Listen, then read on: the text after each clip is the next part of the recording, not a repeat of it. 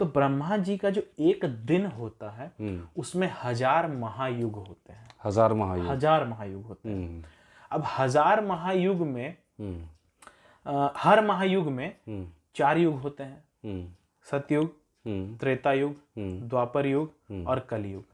आप अगर सोच रहे हैं कि हम इस यूनिवर्स के बारे में सब कुछ जान लेंगे तो आप कभी नहीं पता कर पाएंगे। जैसे कि एक अलमारी है, अलमारी के आप अंदर है, अलमारी बंद है, आपको पता चलेगा कि अलमारी में और क्या क्या चीजें, कितने सारे रैक्स हैं, कितने ड्रॉर्स हैं, पेन कहाँ रखा है, टाई कहाँ रखा है। पर आप उस अलमारी से अगर बाहर निकल जाते हैं और गेट खोल कर देखते हैं तो आपको पूरा डायग्राम दिखता है कि कहाँ क्या रखा हुआ है। तो ये यूनिवर्स से अगर हम बाहर निकलते हैं तो हम चलते हैं क्षीर सागर में, जहां विष्णु जी जो है कॉस्मिक ओशन में आदि शेषनाग के ऊपर लेटे हुए हैं। Hello guys. Hello guys.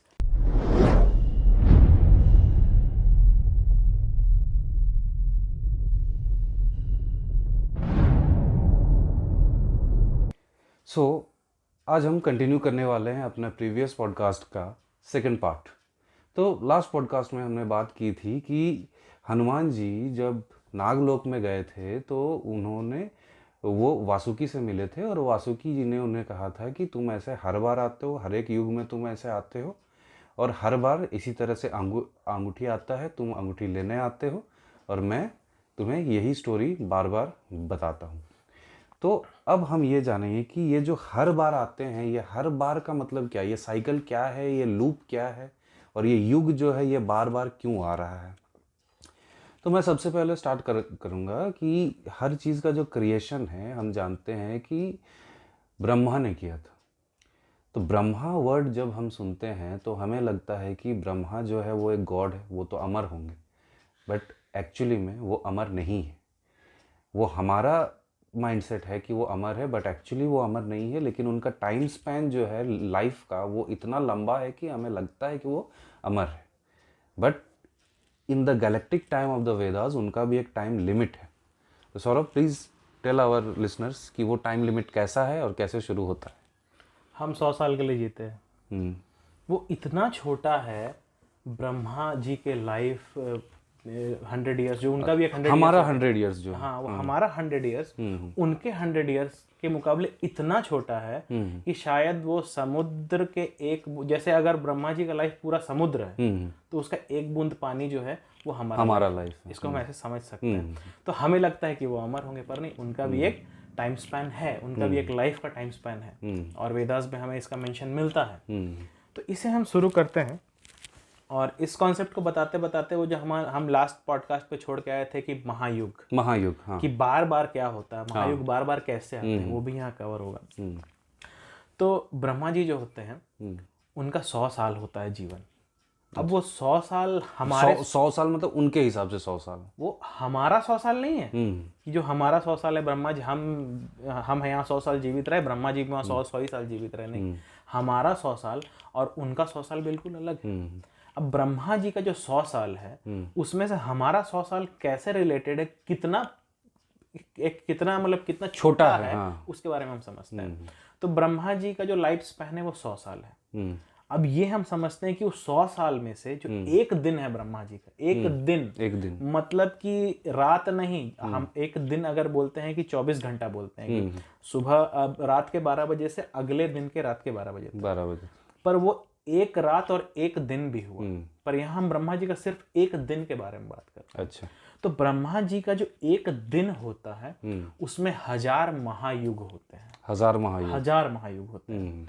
अब 1000 महायुग में हर महायुग में 4 युग होते हैं, सतयुग, त्रेता युग, द्वापर युग और कलयुग।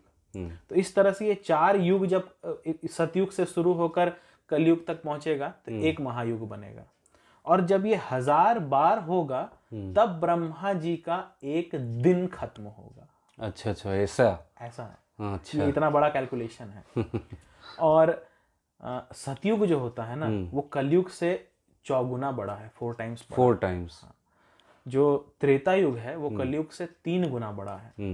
जो मतलब बोल सकते हैं कि मतलब एक रेशियो है, हाँ, अलग अलग युगास का जो है एक रेशियो है जिसके हिसाब से उनका अलग अलग टाइम का एक्सपेंशन। बिल्कुल। जो द्वापर युग है वो कलयुग से डबल बढ़ा है, 2 टाइम्स बढ़ा है, और कलयुग सबसे छोटा है। तो अगर हम रेशियो देखें, सतयुग, त्रेता युग, द्वापर युग, कलयुग, तो ये रेशियो है 4:3:2:1। तो वो रेशियो मेंटेन करके चलते हैं। तो चलो अब हम आते हैं कि एक महायुग का सेट हमें पता चल गया। तो इस तरह से जब 1000 महायुग कंप्लीट हो जाएंगे, एक के बाद एक के बाद एक के बाद एक के बाद, तो एक ब्रह्मा जी का एक दिन कंप्लीट होगा। तो वही हनुमान जी के बारे में पिछली बार बता रहे थे कि एक महायुग में, एक त्रेता युग में हनुमान जी आए थे, फिर वो महायुग कंप्लीट होगा तो फिर एक दूसरा महायुग चालू मतलब वो जो हनुमान जी जो आए थे, जो रिंग गिरने पे जो आए थे, वो ब्रह्मा जी का एक दिन था, मतलब एक दिन का समय का ही एक पार्ट था। वो एक दिन का समय का एक पार्ट था। एक दिन का, एक महायुग का, एक युग का, त्रेता युग का एक छोटा सा पार्ट था। तो एक महायुग, फिर दूसरा महायुग, फिर तीसरा महायुग, फिर चौथा महायुग। पहले महायुग में त्रेता युग 1 समझ लेते हैं ऐसे, दूसरे महायुग में त्रेता युग 2, तीसरे महायुग में त्रेता युग 3, चौथे महायुग में त्रेता युग 4, इस तरह से कंटिन्यूसली 1000 महायुग तक जाएगा। तो ऐसे हनुमान जी 1000 बार आए होंगे बार। तो वही वासुकी बता रहे थे कि हर बार जब आप आते हैं तो इसी तरह से श्री राम पर प्राण त्याग देते हैं जब आप अंगूठी खोजने आते हैं। अच्छा। तो ये सिर्फ यहाँ 1000 महायुग में खत्म नहीं होता है। अब उसके बाद तो ब्रह्मा जी का रात भी आएगा। वहाँ ये दिन खत्म हुआ, मतलब डे टाइम, अब आएगा नाइट टाइम। हाँ, तब वहां भी जो नाइट टाइम होगा वो भी ब्रह्मा जी का नाइट टाइम जो है 1000 महायुग के बराबर है। अच्छा, अब इसको और छोटे यूनिट्स में हम समझते हैं कि एक दिन जो ब्रह्मा जी का है उसे एक कल्प कहा गया है। कल्प, हाँ। अच्छा। और एक कल्प के अंदर 14 मनवंतर होते हैं। मनवंतर, हाँ। अब हम पहुंचेंगे ह्यूमन ईयर्स तक। एक मनवंतर के अंदर 71 महायुग होते हैं, 71 महायुग होते हैं। एक मनवंतर के अंदर 71 महायुग होते हैं। और एक महायुग के अंदर 4 युग होते हैं, सतयुग, त्रेता युग, द्वापर युग और कलयुग। और ये जो टोटल एक महायुग है, सतयुग से लेकर कलयुग के एंड तक, सतयुग के शुरुआत से लेकर कलयुग के एंड तक, ये फिलहाल के कैलकुलेशंस में 4.32 मिलियन ह्यूमन ईयर्स हैं। सीरियसली? Yes, 4.32 million. तब जो मैंने कहा कि ब्रह्मा जी का जो वो एक जीवन है, अगर वो एक सागर है तो उसका एक बूंद भी एक ह्यूमन बीइंग का एक लाइफ स्पैन का टाइम भी नहीं है। मतलब ये सब सोच के पता है, लगता है कि मतलब हमारा जो लाइफ है वो कितना छोटा है और कितना ये है, आई मीन टू से कि कितना मतलब उस टाइम स्पेस में, उस मतलब मेजरमेंट के हिसाब से कितना कम है। और ह्यूमन बीइंग्स जो हैं इस छोटे से लाइफ में जब उन्हें इस धरती पे आने का मौका मिलता है, इतने 84 लाख योनियों के बाद एक ह्यूमन बीइंग का शरीर मिलता है जिसमें उन्हें सबसे ज़्यादा हाईएस्ट कॉन्शियसनेस में आप वो खुद को पाते हैं। उसमें भी वो अलग अलग पोजीशंस की, मैं बहुत ही रिच हूँ, मैं सबसे ताकतवर हूँ, मैं सबको मार दूंगा, इस तरह की चीजों में ईगो जो अटैच रहता है, एक ईगो अटैच रहता है, इस तरह की चीजों में फंसे रहते हैं और अपने इस इंसानी जो उन्हें जीवन मिलता है उसे वो बर्बाद कर देते हैं, जो कि उन्हें भक्ति में लगाना चाहिए ताकि उन्हें मोक्ष मिल सके। चलो अब इन सब बातों से हट कर अब बात करते हैं। एक और बात है कि जैसे हमने अभी बात की कि ब्रह्मा के 100 ईयर्स के बारे में, लेकिन ब्रह्मा जी का जो 100 ईयर्स है वो किसी और के लिए भी तो होगा। बिल्कुल, अब हम वहां पहुंचेंगे। अब हम पहुंचने वाले हैं मल्टीवर्स पे। अच्छा, हाँ, ओके। अब थोड़ा सांसें थाम लो क्योंकि हमें अब वैदिक मल्टीवर्स के बारे में सुनने को मिलेगा, एक्चुअल स्ट्रक्चर पता चलेगा। पिछले पॉडकास्ट में तो हम स्टोरीज बता रहे थे, अब स्ट्रक्चर क्या है वो पता चलेगा। तो चलो, अब ब्रह्मा जी का एक दिन समझ में आ गया, एक रात समझ में आ गया। तो ब्रह्मा जी का जो टोटल एक दिन होगा और एक रात होगा वो 2000 महायुग के बराबर होगा, क्योंकि दिन में 1000 महायुग और रात में 1000 महायुग। इस तरीके से ब्रह्मा जी 1 साल, 2 साल, 3 साल करते करते 100 साल तक जिएंगे। तो ब्रह्मा जी का जन्म हुआ, उन्होंने सृष्टि को रचा।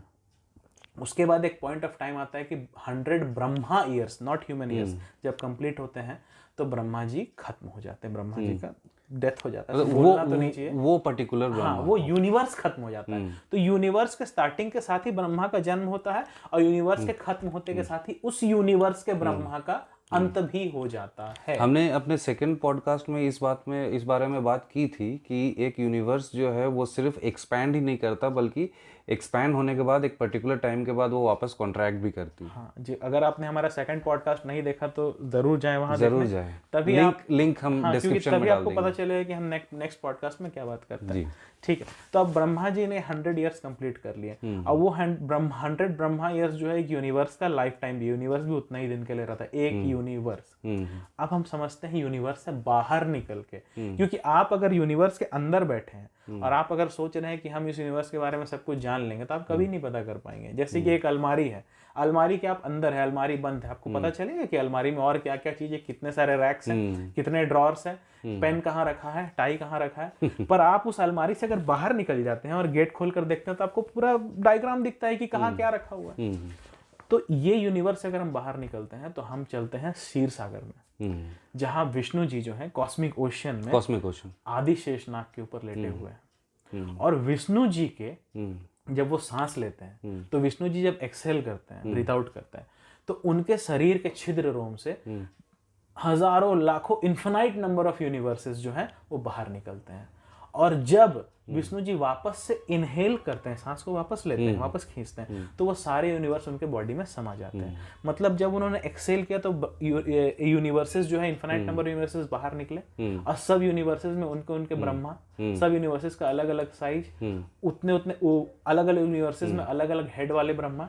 और जब उन्होंने सांस खींचा तो वापस वो यूनिवर्स खत्म होकर उनके अंदर आ जाते हैं। तो विष्णु जी का जो एक ब्रेथ होता है वो उस यूनिवर्स के लाइफ के बराबर हुआ, और यूनिवर्स का जो लाइफ है वो ब्रह्मा जी के 100 साल के बराबर हुआ। मतलब ब्रह्मा जी का 100 साल विष्णु जी के एक सांस के बराबर है। अब ब्रह्मा जी का 100 साल हमसे कितना बड़ा है वो सोचो, हमारा जो लाइफ टाइम है उसके मुकाबले ब्रह्मा जी का 100 साल कितना बड़ा है, एक ओशन की तरह है। और ब्रह्मा जी का 100 साल विष्णु जी के एक ब्रेथ के बराबर है। और हम लोग सोचते हैं कि हम लोग बहुत बड़े हैं, हम लोग सब कुछ कर सकते हैं, हम लोग किसी पे भी अत्याचार कर सकते हैं। We are feeble. How are you feeling now? मतलब तुम्हें कैसा लग रहा है? Obviously लग रहा है कि मतलब उस पैन के हिसाब से हमारा जो थॉट्स है, हमारा जो एक्सपेक्टेशंस है, हमारा जो भी लाइफ को लेके एस्पिरेशंस है, या जो भी हम अपने आप को समझते हैं, वो कितना माइन्यूट है। हम सोचते हैं कि हम करोड़पति बन जाए, अरे क्या होगा। अच्छा ठीक है, आप काम करो, कभी पैसा के पीछे नहीं भागना चाहिए। पैसा हमेशा ना बाय प्रोडक्ट होना चाहिए। आप इस धरती पे आए हैं, एक अच्छे काम को पकड़ो, और जब वो काम को आप करते जाओगे ना तो पैसा ऑटोमेटिकली उसका बाय प्रोडक्ट बन जाएगा। पैसे के पीछे पैसा जो है वो तो मतलब आएगा ही। The person must be a good performer, चाहे वो कुछ भी करे, पर सही रास्ते विजडम के साथ, विवेक के साथ। अभी जो तुमने अभी जो बात कही श्री विष्णु के बारे में, उस बारे में दिनकर जी का लिखा हुआ एक पोएम है, रश्मि रथी, शायद तुमने पढ़ी होगी। बिल्कुल। उसमें एक पार्ट आता है, उसमें वो खुद कहते हैं, जब वो दुर्योधन को जब समझाने जाते हो, जब दुर्योधन उनका बात नहीं मानते हैं, तब वो बहुत ही ज़्यादा क्रोधित हो जाते हैं और कुछ लाइंस बोलते हैं। उसी लाइन का एक पार्ट है कि जब वो बोलते हैं कि सब जन्म मुझी से पाते हैं और लौट मुझी में आते हैं। बिल्कुल, ये वही है, क्योंकि Krishna is the direct interpretation of Shri Vishnu. बिल्कुल, वो उनका पूर्ण अवतार रह चुके हैं। बिल्कुल। तो यही है कि उस कॉस्मिक ओशन में जब आप जहाँ महाविष्णु को समझ पा रहे हैं, देख तो नहीं पाएंगे, वही है कॉस्मिक ओशन जहां आप बाहर से सारे यूनिवर्सेस को एक साथ देख सकते हैं। कि इतने सारे यूनिवर्स एक साथ, मतलब महाविष्णु यहाँ बैठे हैं और इतने सारे यूनिवर्स एक साथ उनसे निकल के आ रहे हैं और वापस उनसे समा जा रहे हैं। तो वो कॉस्मिक ओशंस में इन्फिनाइट नंबर ऑफ यूनिवर्स एक साथ एग्जिस्ट करते हैं। तो उसको हम कह सकते हैं कि that is the multiverse. मतलब ये इस तरह से हम लोग बोल सकते हैं कि जैसे मान लीजिए कि कोई आदमी एक सीसीटीवी रूम में बैठा हुआ है, जहाँ पे उसके सामने बहुत सारे स्क्रीन्स लगे हुए हैं, और वो ऑब्जर्व कर रहा है हर एक स्क्रीन में क्या हो रहा है। तो वो हर एक स्क्रीन यहाँ पे हो जा रहा है हर एक यूनिवर्स। बिल्कुल।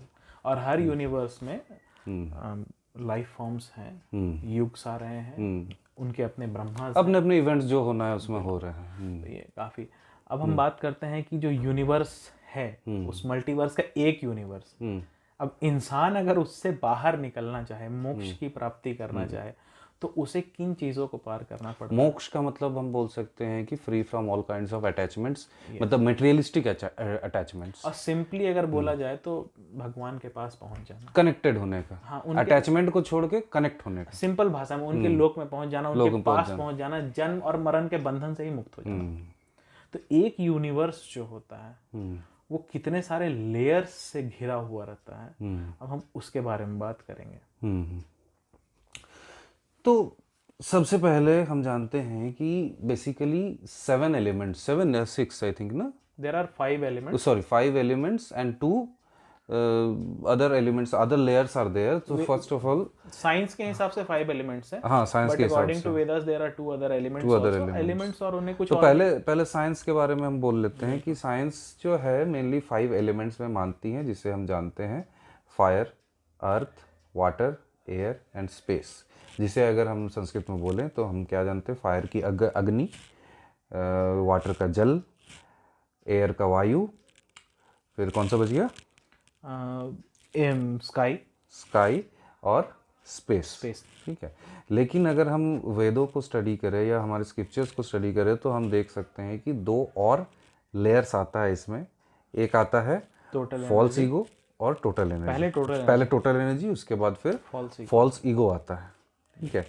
तो अब ये देखा गया कि ये हर एक लेयर जो है एक दूसरे से 10 गुना ज़्यादा बड़ा है। जैसे कि अगर हम अर्थ का बात करें, अगर अर्थ इतना है तो उसके बाद का लेयर आता है वाटर, मतलब सबसे नियरेस्ट लेयर अर्थ है। उसके बाद नेक्स्ट लेयर, मतलब एक ऑनियन का खोल किस तरह से रहता है, हाँ, उस तरह से एक ऐसा, उसके ऊपर है ऐसा, उसके बाहर से ऐसा। अर्थ तो नहीं, यूनिवर्स, हाँ पूरा यूनिवर्स। तो अर्थ जो लेयर है वो सबसे छोटा है, यूनिवर्स को कवर करता हुआ लेयर। हाँ, ये यूनिवर्स है तो पहला लेयर अर्थ है। तो वो अर्थ जो है, अर्थ के बाहर जो है वो वाटर है। अब वाटर का जो लेयर है वो अर्थ से 10 गुना ज़्यादा बड़ा है। अब उससे 10 गुना ज़्यादा बड़ा उसके बाहर का लेयर फायर, ठीक है, अग्नि जिसे हम कहते हैं। उसके बाहर का जो लेयर है वो है एयर, वो फायर से 10 गुना ज़्यादा बड़ा है। उसके बाहर का जो लेयर है वो स्काई है। उसके बाहर का जो लेयर है वो टोटल एनर्जी है, जो कि स्काई से 10 गुना ज़्यादा बड़ा है। और उसके बाद आ रहा है सबसे बाहर का लेयर फॉल्स ईगो। और इसी को पार करने में लोग सबसे ज़्यादा मुश्किल यही होती है लोगों को। सबसे बड़ा है, मतलब ये कितना बड़ा है हम उसका इमेजिनेशन भी कर नहीं सकते हैं उसको। तो अगर हम फॉल्स ईगो को समझते हैं कि फॉल्स ईगो है क्या, तो व्हाट इज फॉल्स ईगो, मतलब कि accepting this body as one self, मतलब कि तुमको ये लग रहा है कि ये शरीर तुम्हारा है, तब उसे तुम कहते हो फॉल्स ईगो।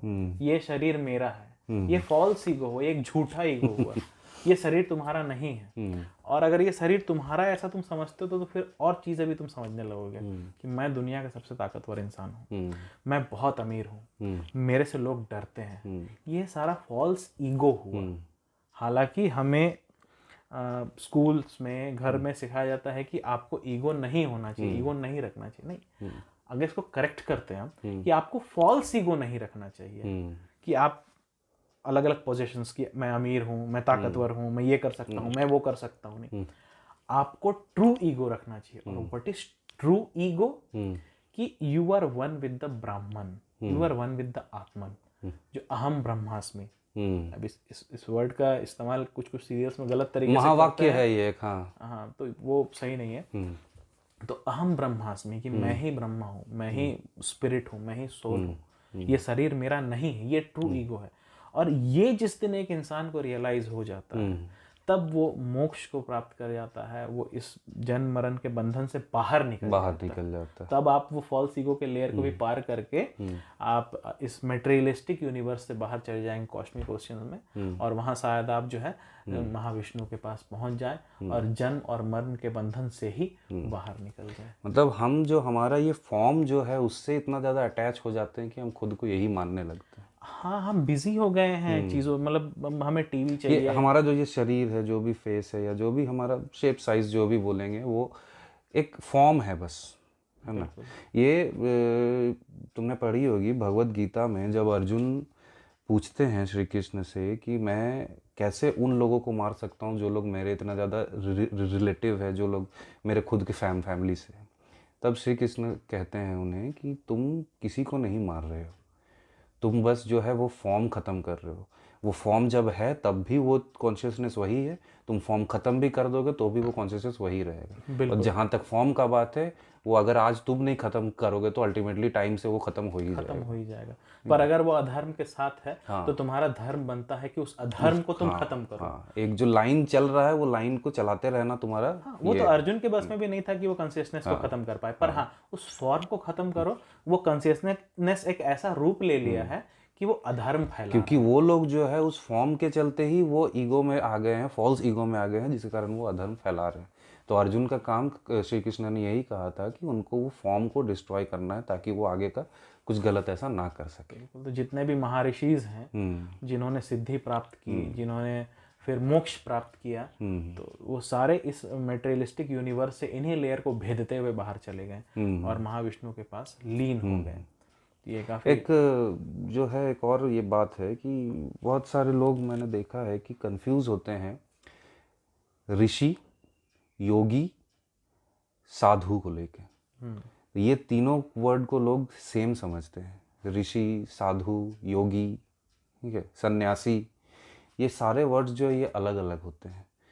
ऋषि का अगर हम बात करें तो पहले के टाइम में जो लोग बेसिकली रिसर्च लाइन में रहते थे, आज का डेट में रिसर्च को हम लोग साइंटिस्ट जैसा वाइट रंग का एप्रन पहन के साइंटिस्ट बोलते हैं उनको, बट उस समय वो अपने हिसाब से जो रिसर्च किया करते थे, तो जो लोग एजुकेशन फील्ड में रहते थे उनको बोला जाता था ऋषि। साधु बोला जाता था उनको जो किसी एक पर्टिकुलर गोल को अचीव करने के लिए साधना कर रहे हैं। जैसे कि अगर एक स्टूडेंट कोई एक एग्ज़ाम को पास करने के लिए उसको लेके वो बहुत ज़्यादा स्टडी कर रहा है, तो वो एक तरह का साधना हुआ। और अगर वो स्टूडेंट अपना सारा चीज़ छोड़ दे, अपना पूरा फोकस उस साधना में लगाए, तो वो स्टूडेंट भी उस समय में साधु है। बिल्कुल। सन्यासी, सन्यासी का मतलब क्या? सन्यास, जो इंसान सन्यास मतलब वो मेटेरियलिस्टिक चीज़ों को लेके सोशल चीज़ों से वो बाहर निकल चुका है, मतलब उसको सोशल चीज़ों से फ़र्क नहीं पड़ता, फैमिली रिलेशन से फ़र्क नहीं पड़ता, इसको बोलते हैं सन्यासी। और योगी बोलते हैं उनको जो योग में बिलीव करते हैं। योग का मतलब the addition of one to the cosmic self. मतलब योग का मतलब सिर्फ वो हाथ पैर चलाकर एक्सरसाइज करना वो नहीं, वेस्टर्न, वो एक पार्ट है। हाँ वेस्टर्न ये में वो एक बस तरीका है चीज़ों को करने का। बट योग एज सिंपल एज दैट कि योग हम वर्ड से ही समझ सकते हैं। योग का मतलब क्या? Addition. Addition to what? Addition to self, to the universal consciousness. अब उसके लिए हम कुछ भी मुद्राएं या कुछ भी आसन कर सकते हैं, but that is the first thing. Main चीज़ होना चाहिए कि तुम्हारे आत्मा का उनके साथ कनेक्शन होना चाहिए। और ये जो टोटल यूनिवर्स है, टोटल जो स्पेस है, उसमें जो 25% पार्ट है ना उसका, सिर्फ वही मटेरियल यूनिवर्स है। जैसे हम लोग मटेरियलिस्टिक यूनिवर्स के पार्ट है, हम लोग एक मटेरियल है, हम लोग हमारे आसपास की चीजें भी मटेरियल है। तो 25% ही मटेरियलिस्टिक यूनिवर्स है। बाकी 75% जो है ना वो स्पिरिचुअल, हम जो पॉडकास्ट के शुरू में जो बात कर रहे थे वही आ रहा है वापस से। वो स्पिरिचुअल और अनमैनिफेस्टेड यूनिवर्स है। स्पिरिचुअल यूनिवर्स जहाँ पे आपको ब्रह्मा, विष्णु, महेश, अदर गॉड्स, कुछ ऐसे ऋषिज जो अमर हो चुके हैं, या फिर उस यूनिवर्स में अमर हो चुके हैं। और जो अनमैनिफेस्टेड यूनिवर्स है वो पता नहीं कि वहाँ क्या है। बट हाँ ये कहा जा सकता है, ये कहा गया है कि वो अनमैनिफेस्टेड यूनिवर्स ही अल्टीमेट गोल है, वहां पहुंचना। आप जब वहां पहुंच जाते हो ना तो फिर ये जन्म, मरण, अवतार, rebirth, it is the ultimate destination. हाँ, और वहां कौन है किसी को नहीं पता। अब वहां एक वाक्य आता है, तुमने वो शायद वर्ड को सुना भी होगा बचपन में, एक धार्मिक सीरियल को सुनते हुए, सच्चिदानंद।